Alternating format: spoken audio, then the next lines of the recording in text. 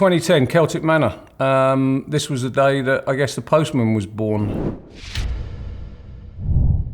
One of the first few matches out, and we've drawn possibly one of their best players on the week, Matt Kuchar, who that particular year, if you look at the records, had a stream of top tens in America and comfortably above us in the world rankings and on paper a clear favourite, really. And we've gone down to the range and we're doing our warm-up. Kuchar's left the range and gone to the putting green.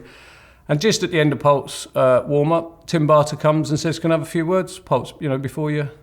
Yeah, he says, yeah. So he asked him a little bit about the match and how he thought it would go and this, that and the other. And to my amazement, he's just standing there and said, "Well, I'm just going to do my job and I guarantee I will deliver this point." So I'm thinking, oh, that's... I wouldn't have said that myself, Tiger's sitting in the locker room and he's watching it on the TV.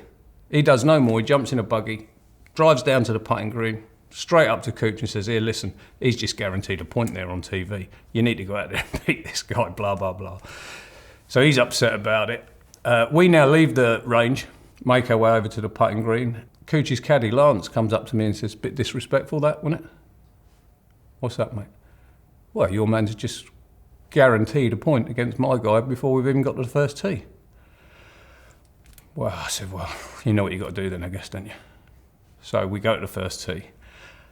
Can't really recall the first couple of holes, but I remember getting to a third, fourth, something like that, and Poulter's got about a 25-footer, and it just goes straight in the middle. And I don't know if he'd done it on purpose or whether Kuchar just happened to be in the way, but he's turned and give it the double fist pump with the bulging eyes and everything, but it's straight at Kuchar and it's just a "come on!" And I just remember looking at Kuchar and I looked at his eyes and it reminded me of the day I watched the Frank Bruno-Mike Tyson fight when Bruno come out the tunnel, and I just remember looking at Bruno and going, oh dear.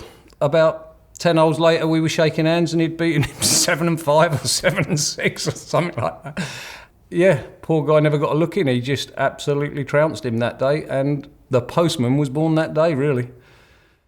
To watch another Ryder Cup video, click here, and to subscribe, click here.